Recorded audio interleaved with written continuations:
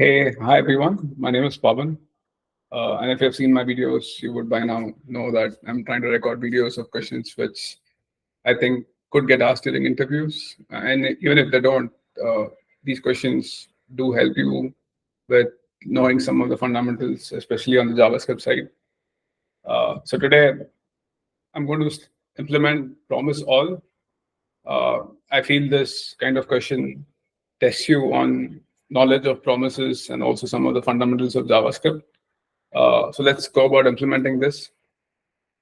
So what is the expectation of promise all? I'm pretty sure all of you have used it, that if you have an array of promises, it's going to give you a array back with all the promises resolved with the values in the order as declared during the initial promises, during the initial invocation. And in case if there was an error at any point of time, it's going to stop, right? And it's going to throw an error and it's not going to execute any of the further promises. Now, to an interviewer, you could ask if you want to cancel any of the existing promises. And if they say yes, then there could be a different approach that you might take. But for the simplification, if somebody would ask me that question, I would say it's okay not to cancel the promises. Just ensure that you at least return back with the error as soon as possible. Cool. So let's now start implementing it. So what promise all gives as a return is a promise itself. So let's return a new promise, which has got two arguments, which is resolve and reject. First thing we check is if the array length is equal to 0. If it is, then let's just resolve. Let's just return with resolve an empty array. Right. So this is the first step. Now the next step is going to be that you're going to iterate through all the promises with a for each. And now let's start resolving the promise. Now, what's the way to resolve the promise? You can call promise.resolve and give it the promise. Now this will start resolving the promise. Now it comes with two methods which are attached to itself as a chain, which is the then, which gives you the data back from the promise, or catch, which is when there is an error. Right. Now let's use the concept of a closure. Let's maintain a boolean over here, which says that completed as false. Now, if we get an error, as I stated, what we are going to do is we are going to ensure that we don't honor any of the promises which resolve after it. So because of that, we are maintaining this boolean in the closure, and we are going to set the value of it as true. We'll also check over here in the catch if completed as is true, then just return, don't do anything, because we have technically either resolved or rejected the promise at this stage.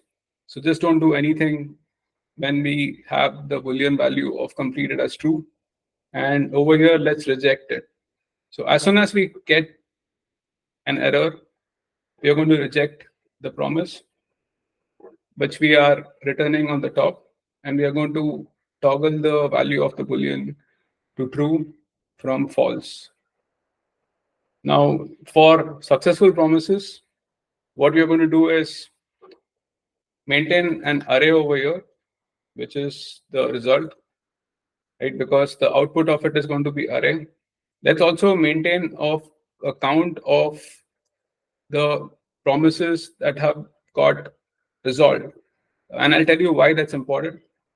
So in the then, what we're going to do is first check if it's completed, then we're going to return. So when will it be completed? This could be because we had a catch over here. Let's assume there were 5 promises, and then the third promise or the second promise had got an error. So it will come into this then block for the third promise, assuming there is no error in the third one, but it wouldn't do anything because you would have by then either resolved or rejected. Now what you're going to do is you're going to take the index of the for loop,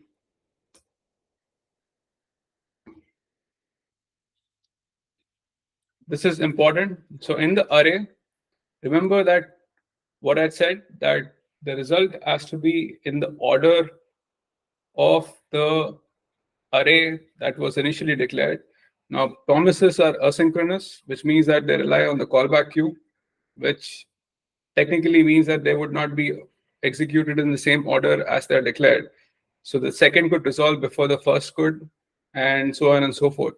That's why we use the index over here to ensure that we are adding the result at the exact position as we expect in terms of the output. So result of index equals to data. And now we are going to increment the count.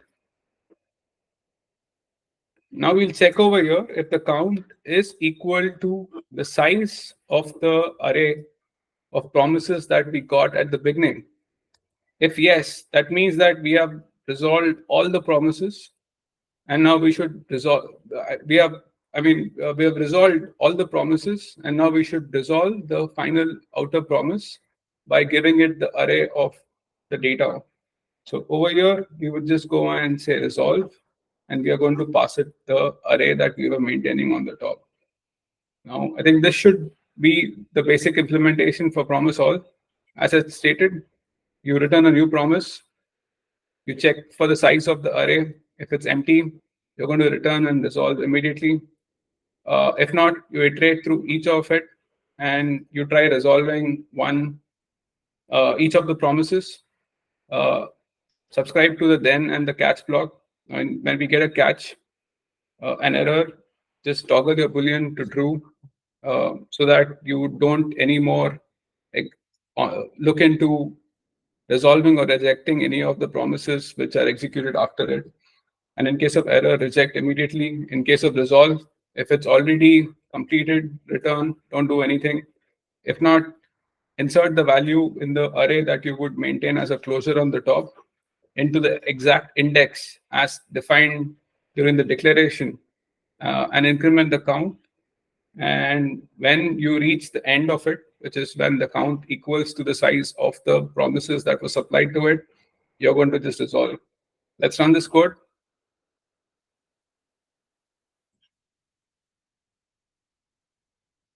This should execute. I think it should be successful, and this is all the basic tests. Let's actually run some advanced tests too to ensure that we are handling all cases.